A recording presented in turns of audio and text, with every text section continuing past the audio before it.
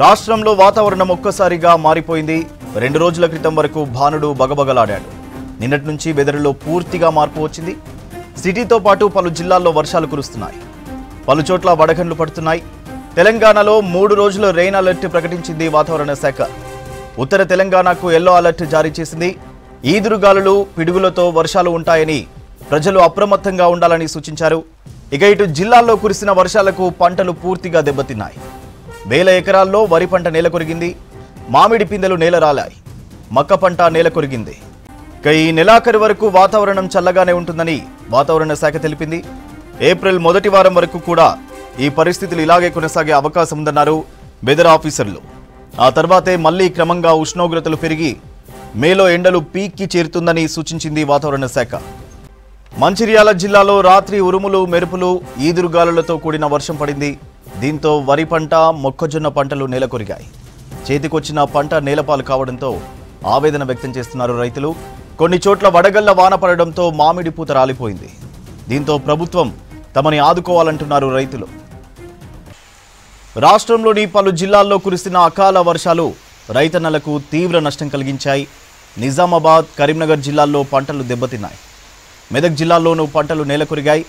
నిన్న రాత్రి ఈదురుగాలులతో కూడిన వర్షానికి మక్క చేనులకు తీవ్ర నష్టం జరిగింది. పలు మండలాల్లో వరి పంట దెబ్బతింది. చేతికొచ్చిన పంట అందకుండా పోయిందంటూ రైతులు ఆవేదన వ్యక్తం చేస్తున్నారు. ప్రభుత్వమే ఆదుకోవాలంటున్నారు అన్నదాతలు. మంచిర్యాల జిల్లాలో రాత్రి ఉరుములు, మెరుపులు, ఈదురుగాలులతో కూడిన వర్షం పడింది. దీంతో వరి పంట, మొక్కజొన్న పంటలు నేలకొరిగాయి. చేతికొచ్చిన పంట నేలపాలు కావడంతో ఆవేదన వ్యక్తం చేస్తున్నారు రైతులు. కొన్ని చోట్ల వడగళ్ల వాన పడడంతో మామిడి పూత రాలిపోయింది. దీంతో ప్రభుత్వం తమని ఆదుకోవాలంటున్నారు రైతులు.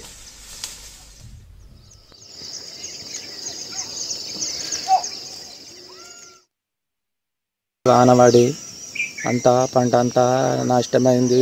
అంతా గాలికి ఒరుగుడు ఒరిగింది. అది ఇత్తులు కూడా పోసుడు, ఇప్పుడు ఇత్తులు పోసుడు మీద ఉంది. మొన్నటిదాకా వారలేదు. పారక వాన పడే వరకల్లా అంతా నేలకు ఒరిగింది. మొత్తము 30-35 వేల పెట్టుబడి నాకు శాతగాక మందులు కొట్టుడు, నాకు వాటం కాక కైకిళ్ళ పెట్టుడు, ఒక్కొక్కరికి 1000 రూపాయలు పెట్టి మందులు కొట్టిపించుడు. అప్పుడు మొత్తము మొగి రోగాలకు కొట్టిపించి జర్రలు వేసుడు మోపుకు ఆయన ఎకరాకు మొత్తం నేల పడ్డది.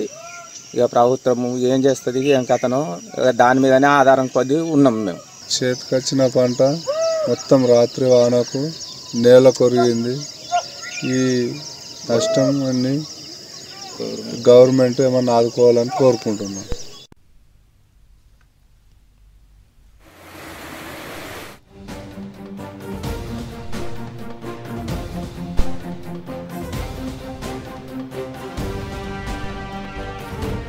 హైదరాబాద్లో వాతావరణం ఒక్కసారిగా చల్లబడింది. రాష్ట్రానికి మరో 2 రోజుల రెయిన్ అలర్ట్ ఇచ్చారు వాతావరణ శాఖ అధికారులు. దీంతో సిటీలో పలు చోట్ల ఆకాశం మేఘావృతమైంది. సిటీ శివారు ప్రాంతాల్లో వర్షం పడుతోంది. ఎల్బీనగర్, దిల్సుఖ్ నగర్, ఉప్పల్ ఏరియాలో వానలు పడుతున్నాయి. నిన్న సాయంత్రం మియాపూర్, చందానగర్ పరిసర ప్రాంతాల్లో చిరుజల్లులు కురిశాయి. ఇప్పటికే పలు జిల్లాలకు వాతావరణ శాఖ ఎల్లో అలర్ట్ జారీ చేసింది. హైదరాబాద్, రంగారెడ్డి జిల్లాల్లో ఉరుములు, మెరుపులతో కూడిన వర్షం కురిసే అవకాశాలున్నాయని అధికారులు చెప్పారు.